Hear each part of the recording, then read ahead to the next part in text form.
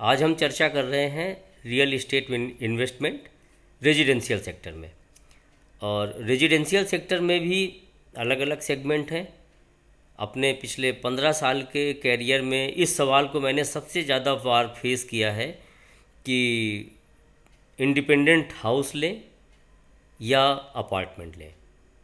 और जो इसमें एक वर्टिकल कॉलम अगर हम बना सकते हैं लोगों के रुचियों का और चॉइसेस का, तो मैंने ये पाया है कि जो नई पीढ़ी है वो अपार्टमेंट्स को पसंद कर रही है। जो पिछली पीढ़ी है वो उन मकानों को पसंद कर रही है कि प्लॉट भी अपना, घर भी अपना, छत भी अपनी, इस मान्यता के साथ, इस कॉन्सेप्ट के साथ, इस फीलिंग के साथ। और कहीं ना कहीं अगर हम सोचने बैठते हैं कि एक घर हो जिसमें लॉन भी है और कोर्ट यार्ड भी है, किचन गार्डन है, और घर में हम रह रहे हैं, उस घर की जब छत पे जाते हैं तो वो छत भी हमारी एक्सेस है, हमारे पूरे राइट्स हैं, हम उसको यूज कर रहे हैं, तो ये सब बड़ा लुभावना लगता है और अच्छा भी लगता है। तो कहीं ना कहीं ये एक चीज़ जो इंडिपेंडेंट हाउस है, प्लॉट पे लेके हम मकान बना रहे हैं, उसके फेवर में जाती है। एक चीज़ और भी है कि अगर इन्वेस्टमेंट के लिहाज से देखें तो वो प्लॉट में करना बेहतर है अपार्टमेंट की बजाय। इन्वेस्टमेंट, अभी मैं रेंटल इनकम की बात नहीं कर रहा हूँ, जहाँ पे लोगों ने सोचा है कि आज मैं कुछ ले लेता हूँ और 5 साल बाद बेच देता हूँ। रीज़न उसका ये है कि प्लॉट में मेंटेनेंस कॉस्ट बहुत कम होती है। जब आप प्लॉट में इन्वेस्ट करते हैं तो बहुत ज़्यादा बर्डन आपको आएगा तो कंप्लीशन बनाने का, कि आपका अलॉटमेंट कैंसिल ना हो जाए या आपके ऊपर कोई पेनल्टी ना लगे। उसके बाद आप उसको लंबे समय तक छोड़ के रख सकते हैं और एक सही समय आने पे आप एग्जिट कर सकते हैं। तब तक उसकी मेंटेनेंस कॉस्ट ना के बराबर रहेगी। वहीं अगर आप कोई अपार्टमेंट लेते हैं तो जैसे ही आपको पोजीशन मिल जाता है, शुरुआती दिनों में उसमें रेंटल वैल्यू भी कम रहती है और दिनों दिन वो पुराना भी होता जाता है। तो इन्वेस्टमेंट के लिए अगर मैं बात करूँगा तो प्लॉट एक अच्छा ऑप्शन है अपार्टमेंट की तुलना में। लेकिन कहीं कहीं ये स्थिति भी आती है कि मान लीजिए हमारे पास फंड बहुत कम है, तो प्लॉट के लिए कोई भी बैंक लोन नहीं देते हैं। ज़्यादातर बैंक प्लॉट के लिए लोन अगेंस्ट प्रॉपर्टी देते हैं, उसमें प्लॉट आपके नाम रजिस्टर्ड होना चाहिए। अपार्टमेंट में आपने एक इनिशियल पेमेंट दी, डाउन पेमेंट दी, और उसके बाद बाकी सारी किस्तें जो भी बिल्डर को जानी है वो आप बैंक लोन से दे सकते हैं। तो ये एक फैक्ट है। तो हम देखेंगे एनालिसिस करते करते कि ये डिसीजन किस तरफ जाता है, हमें प्लॉट लेना चाहिए या अपार्टमेंट लेना चाहिए। पहले एक एक सेगमेंट को हम लोग लेके चलेंगे। जैसे अगर प्लॉट और मकान की बात करें तो प्लॉट पे अगर हमने अपने रहने के लिए मकान बनाया है तो हमें मंथली मेंटेनेंस चार्जेस जो देने होते हैं अपार्टमेंट में, उसकी तुलना में मकान में बहुत ही कम होते हैं, नॉमिनल होते हैं। दूसरा, एक अपना डिज़ाइन, अपना लेआउट, ये सब चीज़ों की लिबर्टी होती है अपने मकान के अंदर। छत पे एक्सेस होती है, टेरेस का एक अपना मज़ा होता है, उसका हम आनंद ले सकते हैं अपने घर में। और एक्सपेंड करने के लिए हमें कई स्टेजेस में उसको धीरे धीरे जब ज़रूरत पड़ती है हम एक्सपेंड कर सकते हैं। जॉइंट फैमिली है तो उसके लिए एक आइडियल सिचुएशन है कि मकान के अंदर हम आराम से रह सकते हैं सभी फ्लोर्स पे। एक ही जगह खाना बन सकता है, अलग अलग भी बन सकता है। ये वो रुचियां हैं जो मैंने अपने कैरियर के दौरान अलग अलग लोगों को डिसीजन मेकिंग के समय इन चीज़ों को उन्होंने कंसीडर किया और उसी हिसाब से उन्होंने अपने डिसीजंस लिए हैं। तो इसमें जो एक बात और भी सबसे अच्छी आती है वो ये है कि लोगों की जो इमोशनल अटैचमेंट होती है मकान को लेके वो बहुत ज़्यादा होती है। क्योंकि जब वो मकान बनवाते हैं तो उसको धीरे धीरे बढ़ता हुआ देखते हैं। तो एक जैसे पेड़ पौधे के साथ या बच्चे के साथ हमारी अटैचमेंट होती है, लगभग वैसी ही इमोशनल अटैचमेंट हमारी मकान के साथ हो जाती है। इसका एक निगेटिव इम्पैक्ट भी आता है। जब कभी किसी भी परिस्थितिवश अगर हमें ये फैसला लेना होता है कि इस मकान को हम बेच दें, कहीं और लें, तो ये फैसला करना बहुत बहुत मुश्किल हो जाता है मकान के साथ, क्योंकि उसके साथ हमारा इमोशनल अटैचमेंट होता है। अब अगर हम बात करते हैं अपार्टमेंट्स की, तो अपार्टमेंट में आपका एंट्री लेवल बहुत आसान है। आपने 10% और कहीं पे 20% डाउन पेमेंट दी और उसके बाद बैंक से फाइनेंस करा के आप धीरे धीरे धीरे धीरे किस्तें जाती रहेंगी और आप मकान में तुरंत रहना यूज भी कर सकते हैं उस अपार्टमेंट में। तो अपार्टमेंट, अब यहाँ पे टर्म यूज करूँगा मैं, एक्विजिशन ऑफ प्रॉपर्टी, वो प्लॉट की तुलना में या इंडिपेंडेंट हाउस की तुलना में आसान है अपार्टमेंट में। दूसरी चीज़, लोअर वॉल्यूम चाहिए अपार्टमेंट के लिए। उतनी ही जगह जो आप यूज करने वाले हैं अपार्टमेंट में, अगर आप एक लैंड ओन करके उसको बनवाते हैं तो उसके लिए आपको फ़ंड की रिक्वायरमेंट बहुत ज़्यादा होती है। अपार्टमेंट में वो कॉस्ट कम आती है।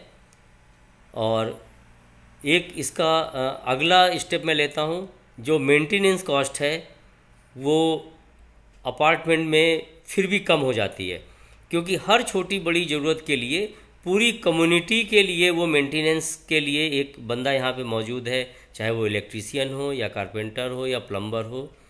तो जो टोटल कॉस्ट आती है वो एक मकान की तुलना में यहाँ घट जाती है।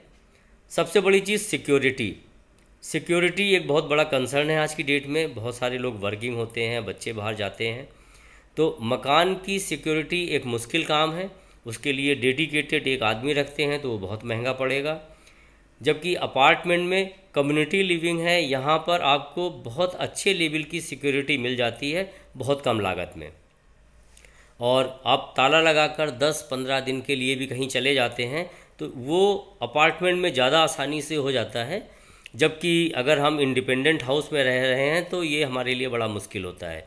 अक्सर होता है कि फैमिली का एक मेंबर रुकता है या किसी नियर एंड डियर को बुला के वहाँ पे रखा जाता है कि जब तक हम लोग बाहर हैं kindly take care of my house. तो ये एक प्रॉब्लम है जो अपार्टमेंट में हमें ज़्यादा सुविधाजनक लगती है। अब अगर हम लेआउट की बात करें तो जितने भी इंडिपेंडेंट हाउस हैं उसको हम 3 तरफ से या चारों तरफ से खुला नहीं रख पाते हैं। उनके कमरों में बहुत जगह पे कम रोशनी वाली स्थिति बन जाती है। अपार्टमेंट में ये आराम है कि उनके इस तरह से लेआउट और डिज़ाइनिंग होती हैं कि चारों तरफ से उसमें हवा और रोशनी का इंतज़ाम रहता है, तो इनमें खुलापन, फ्रेशनेस बहुत ज़्यादा रहती है in comparison to independent house. और इसके अलावा अब हम बात कर लेते हैं एमिनिटीज़ की। जितनी ज़्यादा एमिनिटीज़ हमें अपार्टमेंट में मिल जाती हैं उसको हम इंडिपेंडेंट हाउस में कल्पना नहीं कर सकते हैं। कम्युनिटी लिविंग की वजह से सपोज क्लब हाउस है, स्विमिंग पूल, हम इंडिपेंडेंट स्विमिंग पूल अपने घर पे बनवाना एक मुश्किल काम है। हो सकता है कुछ 1%, 2%, 3% लोग इसको बनवा सकते हो, अफोर्ड कर सकते हो, लेकिन उसका साइज़ क्या होता है? क्या ये वही साइज़ है जितना बड़ा हमारा क्लब में है? नहीं होता है। क्या उसकी मेंटेनेंस उतनी ही आसान है? ये सब चीज़ें हैं जो कल को हमें दिक्कत देती हैं। एक फॉर द नेम से एक स्विमिंग पूल होता है, जबकि अगर हम अपने क्लब हाउस में जाते हैं अपार्टमेंट में तो हाँ एक बड़ा स्विमिंग पूल हमें यूज करने को मिल जाता है। जिम, जितने तरह के अपरेटस हमारे जिम के अंदर मिल जाते हैं, जहाँ एक ट्रेनर की फैसिलिटी मिल जाती है, वो हम घर में अफोर्ड नहीं कर सकते हैं। बहुत सारे इंडोर गेम्स जो हमारे अपार्टमेंट में अपने कैंपस के अंदर मिल जाते हैं, उनको हम अपने घर में नहीं ला सकते हैं। तो ऐसे बहुत सारी एमिनिटीज़ हैं छोटी छोटी जिनको हम अपार्टमेंट में रहते हुए पा सकते हैं, लेकिन उनको हम नहीं ला सकते हैं अपने घर के अंदर। इसी तरह से अब आ जाते हैं हॉर्टिकल्चर। ठीक है, मान लीजिए बागवानी करते हुए हमने अपने इंडिपेंडेंट हाउस में बहुत सारा कुछ ग्रीनरी कर ली, लेकिन जो एक लैंडस्केपिंग का मज़ा है, जो वाटर बॉडीज़ का मज़ा है, ये सब चीज़ें इंडिविजुअल लेवल पे करना बहुत कॉस्टलियर है और उसको मैनेज करना उससे भी ज़्यादा ट्रबलसम है। तो इस तरह से अपार्टमेंट, आज की जो तेज़ रफ्तार ज़िंदगी है, भागम भाग वाली ज़िंदगी है, उसमें अपार्टमेंट को लोग ज़्यादा पसंद करते हैं क्योंकि इसमें लागत कम आ रही है, सुविधाएं ज़्यादा हैं। और जब कभी भी place of posting, place of work या किसी भी कारण से या उसी शहर में आपको दूसरा कोई अपार्टमेंट पसंद आता है तो स्विच ओवर भी बड़ा आसान होता है, क्योंकि अपार्टमेंट के साथ मैंने पाया है कि बहुत इमोशनल अटैचमेंट नहीं होता है लोगों का। In comparison to independent house जिसको हमने अपने सामने खड़े रह के बनवाया है। तो यहाँ पर भी एक फैक्टर है जो हमें इजी फील देता है, हमें आराम देता है जिस समय हम ये डिसीजन ले रहे होते हैं कि इस अपार्टमेंट को हमें छोड़ना है और किसी दूसरे अपार्टमेंट में जाना है। तो अगर नट सेल में देखेंगे तो हम यही पाते हैं कि अपार्टमेंट एक अच्छा विकल्प है, कम पैसों में ज़्यादा सुविधाजनक विकल्प है। और बहुत बार लोग ये भी कह देते हैं कि अपार्टमेंट में मेंटेनेंस, मंथली मेंटेनेंस इतना ज़्यादा होता है, ऐसा लगता है पैसे लगाने के बाद भी हम किराए के घर में रह रहे हैं।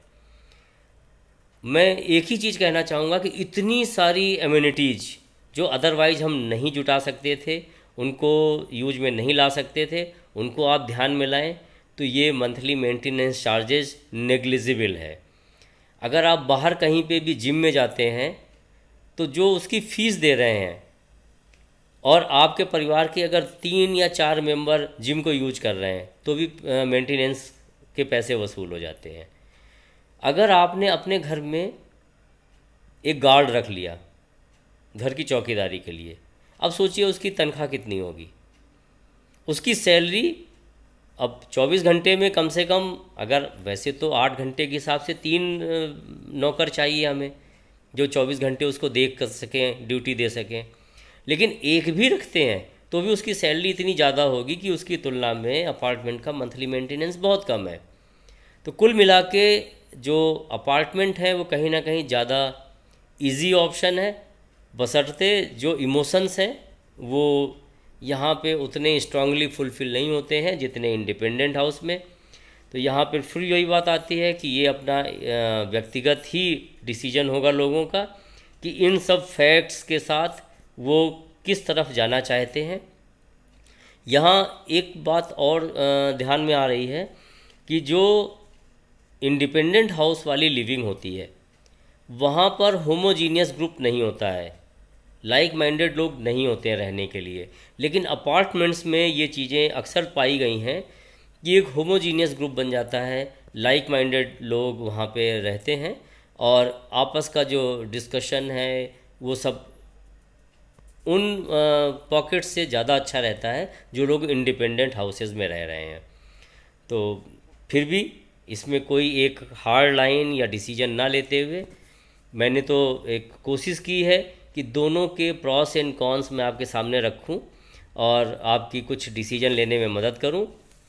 लेकिन जो लोग बजट का, जिन्हें कोई कंसर्न नहीं है और सिर्फ हमें अपना ख्वाब देखना है और पूरा करना है, डेफिनेटली इंडिपेंडेंट हाउस उनके लिए अच्छा विकल्प है, क्योंकि वो अफोर्ड कर सकते हैं सभी तरह की एम्यूनिटीज़ को, सुरक्षा को और अपनी लग्जरी को। उनके लिए अच्छा विकल्प है।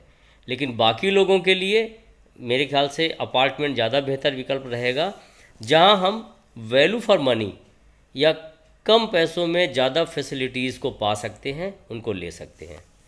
Thank you. ये डिस्कशन अभी और आगे चालू रहेगा। कुछ और प्रॉपर्टीज़ को हम इसी तरह से देखेंगे, एनालाइज करेंगे कि किस तरह से हम अपनी डिसीजन को अच्छा बनाएं और किस तरह से हम कम पैसों में ज़्यादा से ज़्यादा सुख सुविधा के साथ अपना जीवन बिताएं और हमारा जो इन्वेस्टमेंट हो वो वैल्यू फॉर मनी हो। जब कभी हमें ज़रूरत पड़े तो उसको हम रियलाइज़ कर सकें, उसको अपने काम में ला सकें।